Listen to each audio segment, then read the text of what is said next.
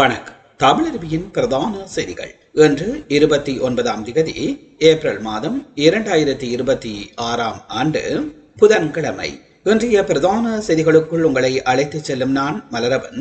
இன்றும் பிரதான செய்திகள் வாயிலாக தாயகம் மற்றும் சர்வதேச செய்திகளோடு இணையலாம். முதலில் தாயக செய்திகள். அரசாங்கத்தின் இயலாமை மற்றும் ஊழல்கள் தற்பொழுது ஒவ்வொன்றாக வெளிப்பட்டு வருவதாக ஸ்ரீலங்கா பொதுஜன பெரமுனையின் தேசிய அமைப்பாளர் நாடாளுமன்ற உறுப்பினர் நாமல் ராஜபக்ச தெரிவித்துள்ளார். தங்காலையில் ஊடகங்களுக்கு கருத்து தெரிவித்த அவர், துறைமுகங்களிலிருந்து 323 கொள்கலன்களை விடுவித்தமை, தரமற்ற நிலக்கரி இறக்குமதி செய்தமை மற்றும் அதிக விலைக்கு எண்ணெய் கப்பல்களை வரவழைத்தமை என அரசாங்கம் தொடர் தோல்விகளை சந்தித்துள்ளதாக குறிப்பிட்டார். இதன் உச்சகட்டமாக தற்பொழுது நிதி அமைச்சில் பணம் கொள்ளையிடப்பட்டுள்ளதாக அவர் தெரிவித்தார். நிதி அமைச்சில் 2.5 மில்லியன் டாலர் காணாமல் போனது ஒரு ஹேக் தாக்குதல் அல்ல, இது திட்டமிட்ட நிதி மோசடியாகும். இந்த மோசடிகளுக்கு நிதி செயலாளர் மாத்திரமல்ல, நிதி அமைச்சர் என்ற ரீதியில் ஜனாதிபதியும் பொறுப்பேற்க வேண்டும். ஜனாதிபதியின் கையொப்பமின்றி இவ்வாறான கொடுப்பனவுகளை மேற்கொள்ள முடியாது. இந்த மோசடி நடந்து 8 மாதங்கள் ஆகியும் அரசாங்கம் அதனை மக்களிடமிருந்து மறைத்து வைத்துள்ளது.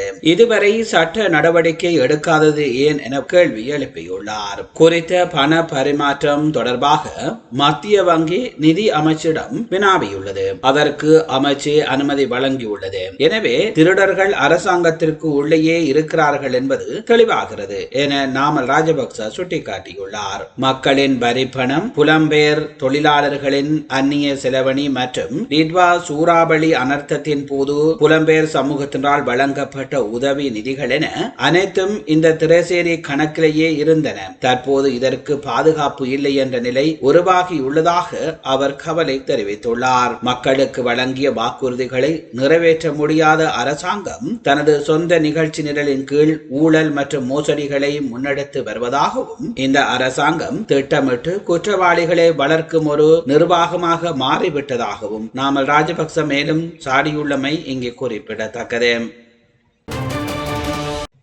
அரச திரைசேரியில் இடம்பெற்றதாக கூறப்படும் பாரிய நிதி மோசடி தொடர்பில் அதற்கு பொறுப்பான அமைச்சர் என்ற ரீதியில் ஜனாதிபதி மற்றும் திரைசேரியின் செயலாளர் ஆகியோருக்கு நேரடி தொடர்பு இருக்கின்ற என்ற பலமான சந்தேகம் எழுந்துள்ளதாக ஸ்ரீலங்கா பொதுஜன பெரமுனையின் பொதுச் செயலாளர் சாகர காரியவசம் தெரிவித்துள்ளார். பத்திரமுல்லை மாவட்டத்தில் உள்ள ஸ்ரீலங்கா பொதுஜன பெரமுனையின் தலைமையகத்தில் நடைபெற்ற ஊடகவியலாளர் சந்திப்பில் கலந்து கொண்டு கருத்து வெளியிடும் போதே அவர் இதனை தெரிவித்துள்ளார்.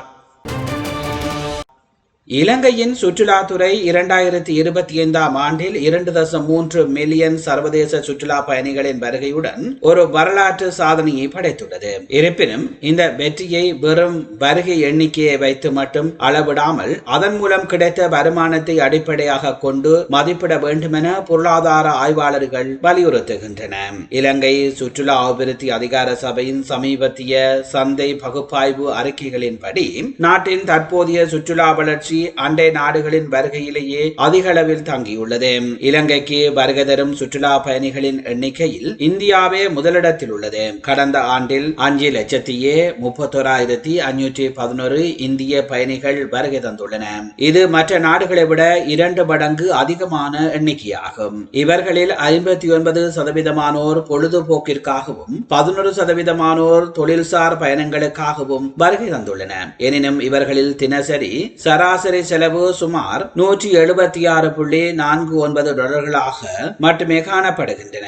இதேவேளை பங்களாதேஷ் நாடும் முதல் 10 நாடுகளின் பட்டியலில் இடம் பிடித்துள்ளது. அங்கிருந்து 59,563 பயணிகள் வருகை தந்துள்ள போதிலும் அவர்களின் தினசரி சராசரி செலவு மிக குறைந்த அளவிலும், அதாவது $129.28 பதிவாகியுள்ளது. எண்ணிக்கை குறைவாக இருந்தாலும் இலங்கைக்கு அதிக அந்நிய செலவணியை பெற்றுத்தரும், அதிக வருமானம் ஈட்டித்தரும் சந்தையாக ஐரோப்பிய நாடுகள் காணப்படுகின்றன. குறிப்பாக பிரித்தானியா மொத்த வருகை எண்ணிக்கையில் 2வது இடத்தை பெற்றுள்ளது. ஒரு பிரித்தானியா சுற்றுலா பயணி நாளொன்றுக்கு சராசரியாக $263.38 செலவிடுகின்றனர். இது ஆசியா நாடுகளின் செலவினங்களுடன் ஒப்பிடுகையில் மிகவும் அதிகமாகும். ரஷ்யா மற்றும் சீனாவிலிருந்து கணிசமான பயணிகள் வருகை தந்தாலும் தரவு சேகரிப்பில் பாரிய சவால்கள் தொடர்புகள் நிலவுவதாக அறிக்கை கூறுகிறது. குறிப்பாக சீனா பயணிகளில் 48% இந்திய பயணிகளில் 32% தமது பயண தகவல்களை சரியாக வழங்கவில்லை. மேலும் ரஷ்ய சுற்றுலா பயணிகளில் 52% தமது பயணத்திற்கான காரணத்தை விளக்கவில்லை.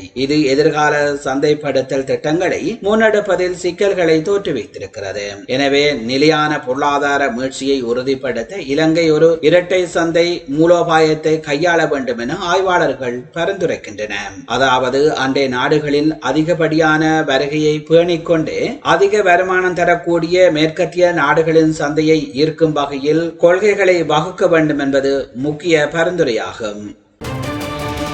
திரைசேரியில் கொள்ளையிடப்பட்ட விடயம் வெளிச்சத்திற்கு வந்து 7 நாட்கள் கடந்துள்ள போதிலும் இது தொடர்பில் குறைந்தது நீதிவான் நீதிமன்றத்தில் கூட விடயங்களை அறிக்கையிட நடவடிக்கை எடுக்கப்படவில்லை என சுதந்திர கூட்டணிகள் அமைப்பு தெரிவித்துள்ளது. நிதி அதிகாரம் கொண்ட நாடாளுமன்றத்திற்கு இதுவரையில் நிதி அமைச்சு, திரைசேரி, இலங்கை மத்திய வங்கி அல்லது பொறுப்பு கூற வேண்டிய எந்த ஒரு தரப்பும் விளக்கம் அளிக்கவில்லை என அந்த அமைப்பு விடுத்துள்ள அறிக்கையில் குறிப்பிடப்பட்டுள்ளது. இதன் மூலம் நாடாளுமன்றத்தின் நிதி அதிகாரம் புறக்கணிக்கப்பட்டுள்ளதுடனும் நிதி செயலாளர் இதனை தெளிவாக குறைத்து மதிப்பிட்டுள்ளதாக சுதந்திர சட்டத்தரணிகள் அமைப்பு குற்றம் சுமத்தியுள்ளது. நிதி செயலாளரை பதவியிலிருந்து நீக்குமாறு ஜனாதிபதிக்கு ஏன் பரிந்துரை செய்யப்படவில்லை என கேள்வி எழுப்பியுள்ள அந்த அமைப்பு நாடாளுமன்ற நிதிக்குழு பதிலளிக்க வேண்டிய 16 கேள்விகளை முன்வைத்துள்ளது. நாடாளுமன்ற நிதிக்குழுவின் தலைவர் கர்சடி சில்வா அரசு அதிகாரியிடம் பின்வரும் கேள்விகளுக்கான பதில்களை பெற்றுக்கொள்ள வேண்டும் என அந்த அமைப்பு வலியுறுத்தியுள்ளமை இங்கே குறிப்பிடத்தக்கது. இலங்கை அஞ்சல் திணைக்களத்தால் அமெரிக்க அஞ்சல் சேவைக்கு வழங்கப்பட்ட பணத்தில் மேலும் 6 லட்சம் அமெரிக்க டாலர் காணாமல் போனமை குறித்து விசாரணைகள் ஆரம்பிக்கப்பட்டுள்ளதாக அமைச்சரவையின் பேச்சாளர் அமைச்சர் நலிந்த ஜெயதிச தெரிவித்துள்ளார். அமைச்சரவை முடிவுகளை அறிவிக்கும் வாராந்த ஊடகவியலாளர் சந்திப்பில் கலந்து கொண்டு கருத்து தெரிவிக்கையிலேயே அவர் இதனை குறிப்பிட்டார். தமக்குரிய கொடுப்பனவு கிடைக்கவில்லை என அமெரிக்க அஞ்சல் சேவை விடுத்த முறைப்பாட்டினை தொடர்ந்து இந்த விசாரணைகள் ஆரம்பிக்கப்பட்டுள்ளன. மேலும் அஞ்சல் திணைக்களத்தின் ஊடாக செலுத்தப்பட்ட சுமார் 6 லட்சம் அமெரிக்க டாலர் நிதியே இவ்வாறு காணாமல் போயுள்ளது. இந்த சம்பவம் தொடர்பாக தற்பொழுது விரிவான விசாரணைகள் முன்னெடுக்கப்பட்டு வருவதாக அமைச்சர் மேலும் தெரிவித்தார். இலங்கை அஞ்சல் திணைக்களத்தின் நிதி கொடுக்கல் வாங்கல்களில் இடம்பெற்றதாக கூறப்படும் இந்த விடயம் தொடர்பில் உரிய அதிகாரிகள் அவதானம் செலுத்தியுள்ளமை குறிப்பிடத்தக்கது. நீங்கள் பார்த்து கொண்டிருப்பது தமிழருவியின் பிரதான செய்திகள் வாயிலாக தாயக செய்திகள். இனி தொடர்ந்து இடம்பெறுபவை சர்வதேச செய்திகள். உலகின் முன்னணி எண்ணெய் உற்பத்தி நாடுகளில் ஒன்றான ஐக்கிய அரபு ராச்சியம் 6 தசாப்தங்களாக அங்கு வசித்து வந்த ஓபெக் மற்றும் ஓபெக் பிளஸ் அமைப்புகளில் இருந்து விலகுவதாக அறிவித்துள்ளது. ஐக்கிய அரபு ராச்சியத்தின் நீண்டகால மூலோபாயம் மற்றும் பொருளாதார கண்ணோட்டத்தை அடிப்படையாக கொண்டு இந்த முடிவு எடுக்கப்பட்டுள்ளதாக அந்த நாட்டின் எரிசக்தி அமைச்சு தெரிவித்துள்ளது. ஓபெக் அமைப்பின் கட்டுப்பாடுகளின்றி சுதந்திரமாக செயல்படுவதும் சந்தை நிலவரங்களுக்கு ஏற்ப நெகிழ்வு தன்மையுடன் முடிவுகளை எடுக்க தமக்கு உதவும் என அமீரகம் கருதுகின்றது. ஐக்கிய அரபு ராச்சியம் 1967 ஆண்டு இந்த அமைப்பில் இணைந்து தற்போது அது வெளியேறுவதால் ஓபெக் அமைப்பின் மொத்த உற்பத்தி திறனில் சுமார் 15% அந்த அமைப்பு இழக்கிறது. இது ஓபெக் அமைப்பின் முடிவின் ஆரம்பம் என எரிசக்தி ஆராய்ச்சி நிறுவனமான MSD நிறுவனத்தின் தலைவர் தெரிவித்துள்ளார். ஐக்கிய அரபு ராச்சியத்தை தொடர்ந்து ஏனைய உறுப்பு நாடுகளும் வெளியேற வாய்ப்பு உள்ளதாக அவர் எச்சரித்துள்ளார். ஓபெக் அமைப்பின் தரவுகளின்படி ஐக்கிய அரபு ராச்சியம் ஆண்டிற்கு 2.9 மில்லியன் பீப்பா எண்ணெய் உற்பத்தி செய்கிறது. அத்தோடு சவுதி அரேபியா 9 மில்லியன் பீப்பா எண்ணெய் உற்பத்தி செய்து அமைப்பின் தலைமையாக செயல்படுகிறது. ஐக்கிய அரபு ராச்சியத்தின் வெளியேற்றத்தை தொடர்ந்து எண்ணெய் சந்தையை நிர்வகிக்கும் பாரிய சுமை இனி சவுதி அரேபியா மீது மட்டுமே விழும் என எதிர்பார்க்கப்படுகிறது. மத்திய கிழக்கில் புவிசார் அரசியல் அரசியலில் இது ஒரு பாரிய மாற்றத்தை ஏற்படுத்தும் என கருதப்படுகிறது.